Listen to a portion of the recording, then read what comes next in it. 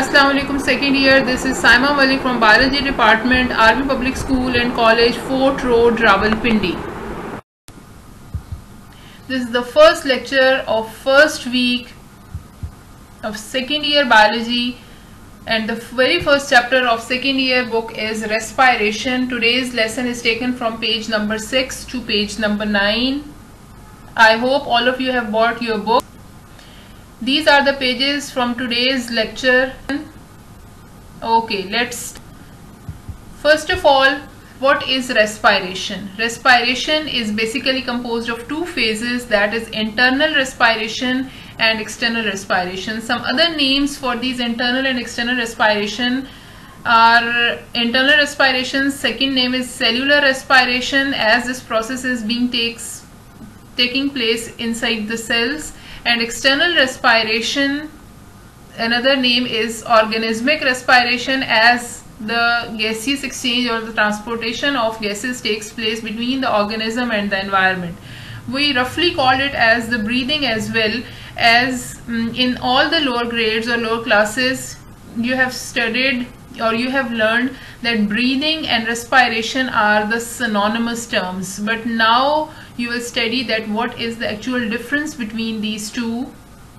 Breathing is actually one of the phase of respiration, as it is a mechanical process in which only the transportation of gases take place, that is inhaling of oxygen and exhaling of carbon dioxide. However, in the internal or cellular respiration, breakdown of complex organic compounds into simpler molecules with the release of energy is taking place, and the complex organic compounds are being broken down with the help of the oxygen that is being inhaled during external respiration, and with the release of energy, carbon dioxide is also being produced, that is exhaled out of the body, as chemical reaction is taking place in this phase. So we call it as the chemical process, and as the breakdown of complex organic compounds takes place in this phase, so it is also a catabolic process.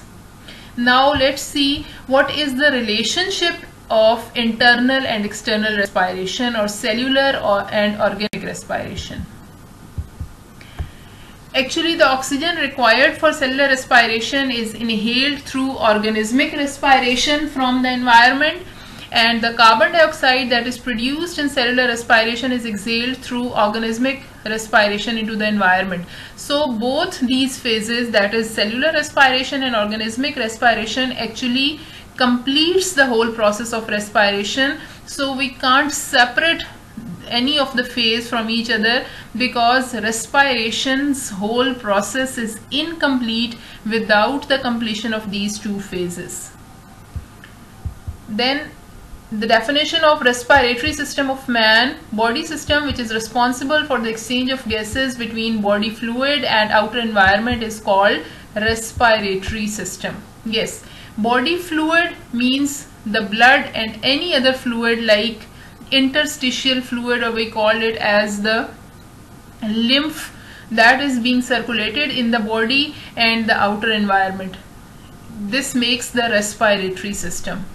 And respiratory surface is the area where gaseous exchange with the environment actually takes place, and usually alveoli are known as the respiratory surface of the human body. Now let's see that what are the required properties of the respiratory surface, and then we'll see its diagram.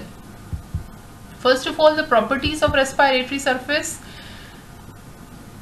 Now keep the alveoli in your mind. Alveoli are just like the bunch of grapes, and we'll study it further, that what are alveoli, where they are present. Now one by one we are proceeding towards that.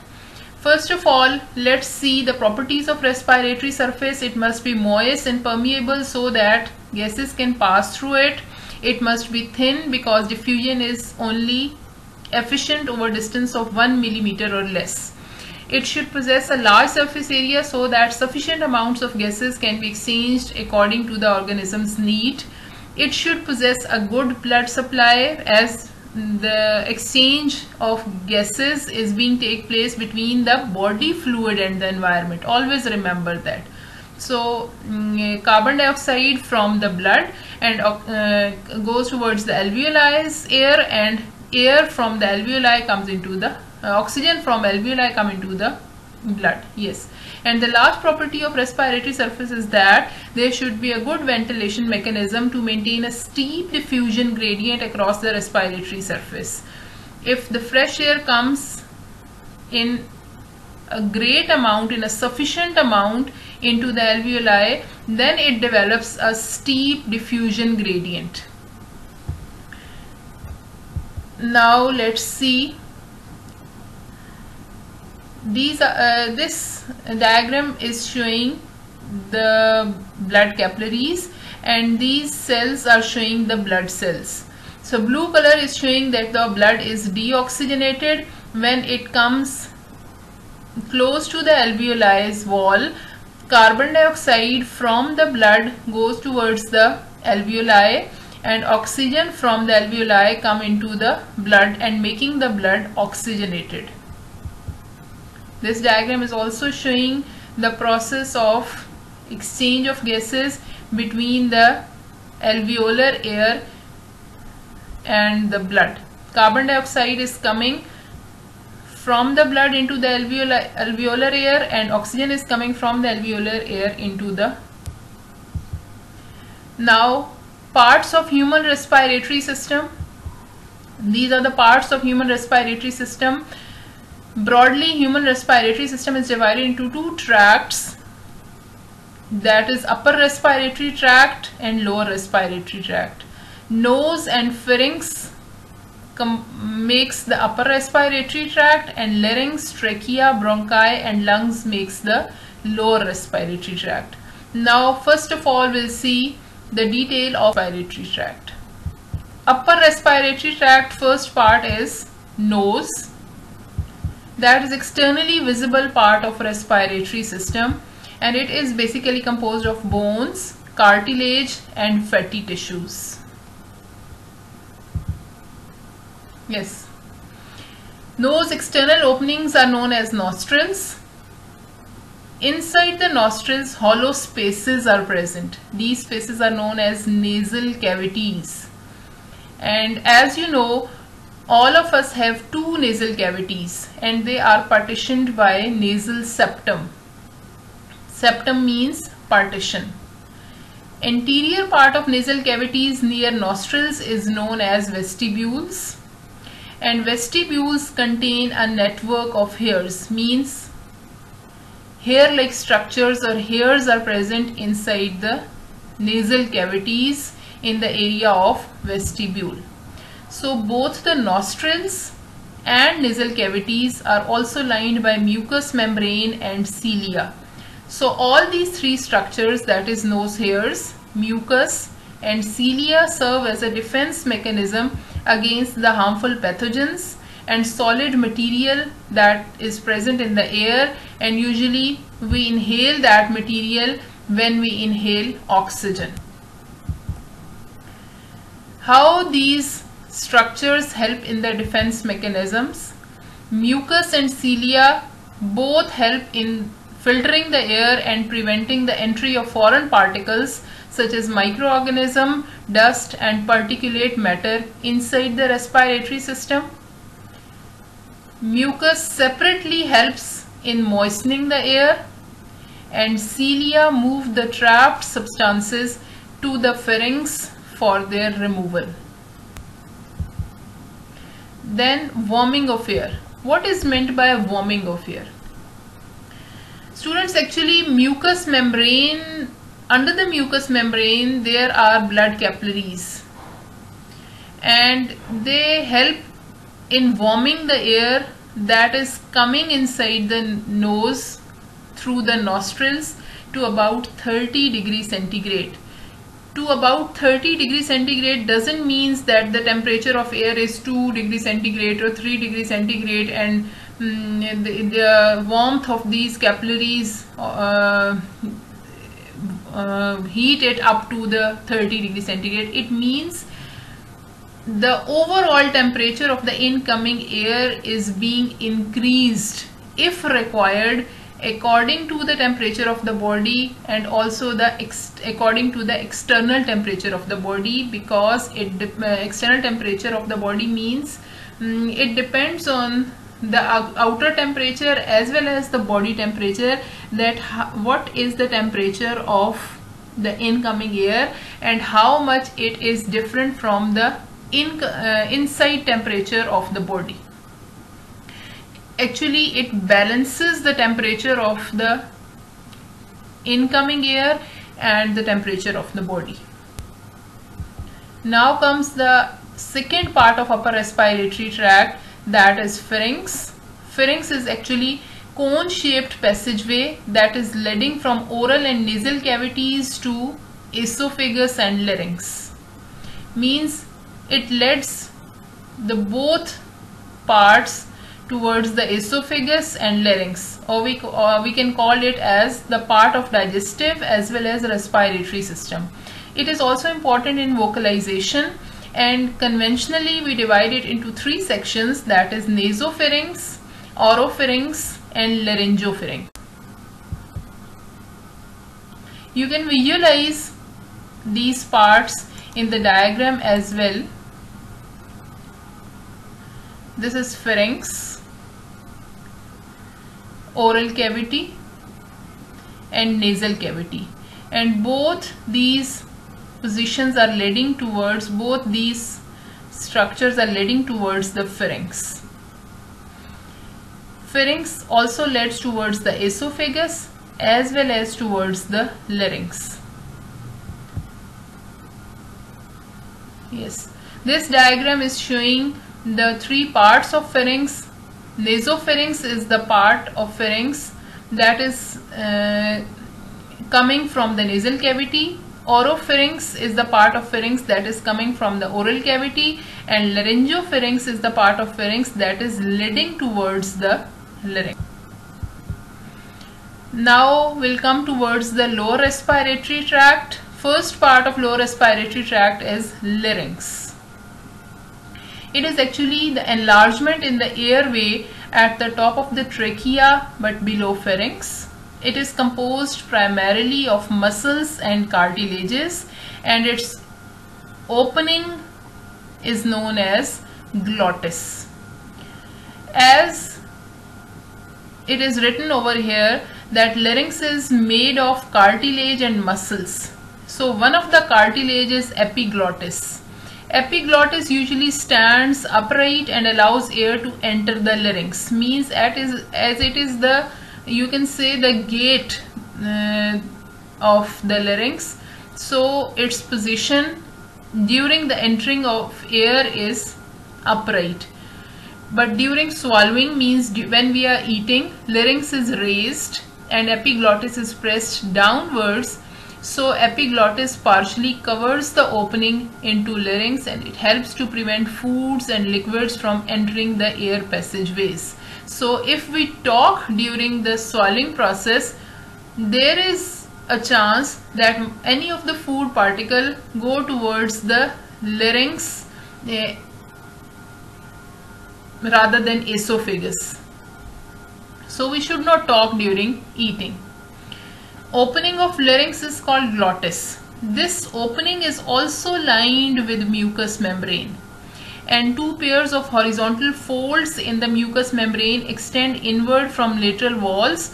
These mucous membrane folds are known as vocal cords, and these vocal cords actually contain elastic fibers and responsible for vocal sounds. Means when air passes over these flaps or over these folds, vibration is produced inside these folds, and it helps in the production of sound. So sounds are created when air is forced between the vocal cords, causing them to vibrate.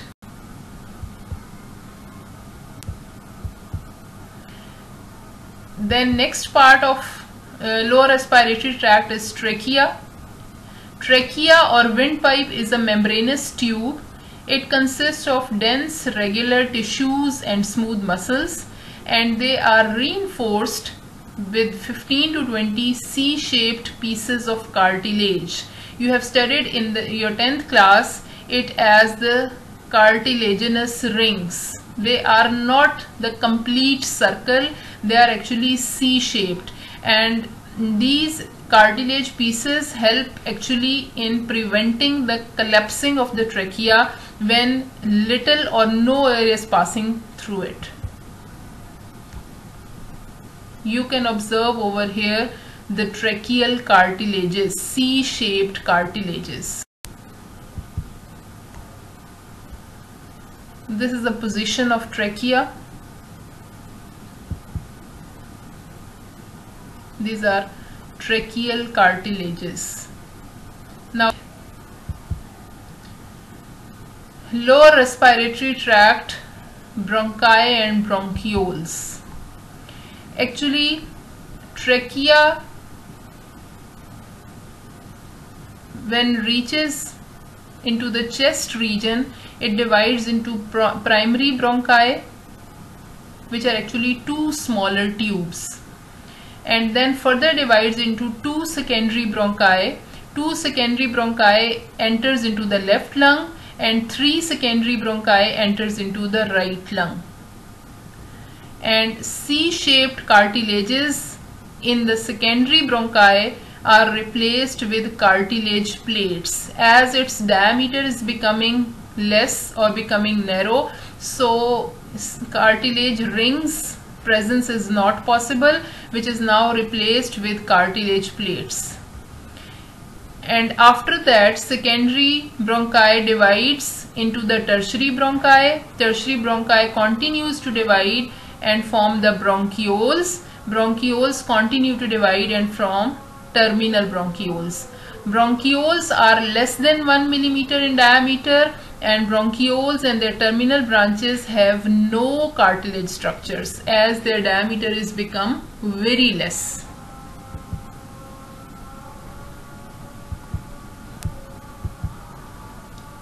You can easily observe these structures in these figures. Trachea, and the division of trachea forms the primary bronchi, then further division forms the secondary bronchi, and then bronchioles, tertiary bronchi. Here you can also observe terminal bronchiole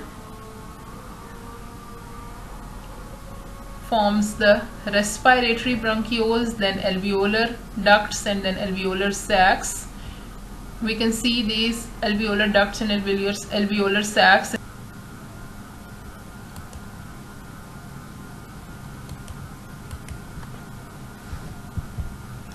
Yes, the lower respiratory tract, alveolar ducts and alveoli. Terminal bronchioles got divided into respiratory bronchioles. Respiratory bronchioles divided into alveolar ducts, and alveolar ducts contain tiny air-filled chambers, alveoli, that are actually the sites of gas exchange between the air and the blood. 700 million alveoli present in the lungs, and wall of each alveolus is 0.1 micrometer thick, means so thin. Dense network of blood capillaries is present on its outer side. Lining is moist squamous epithelium. Actually, the parts of epithelial cells or the types of epithelial cells you have studied in your 9th class. So squamous epithelium is one of that type, and it consists of very thin flattened cells which reduces the distance for diffusion. Collagen and elastin proteins are making these walls which allow the alveoli to expand and recoil easily during breathing. Then comes the lungs. Actually, all these divisions, all these structures after trachea, when got divided into smaller and smaller structures, actually make the main respiratory structure, or the main or the very important organ of the respiratory system, that is lungs. Lungs are the principal organs of respiration. They are conical in shape, base resting on diaphragm. This is the base of the lungs, base resting on diaphragm, and apex extends to a point just above the clavicle bone. This is the apex portion. Right and left lungs are separated medially by heart and mediastinum. Mediastinum is the area that is present between the lungs. And this is the cardiac notch, means here heart is present. Left lung has two lobes, superior lobe and inferior lobe. This is the superior lobe and this is inferior lobe, and right lung has three lobes, 1, 2 and third one over here.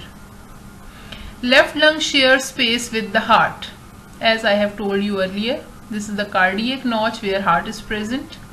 Hilum is a triangular shaped depression of both the lungs, and this is the position where the blood vessels and airways pass into the lungs.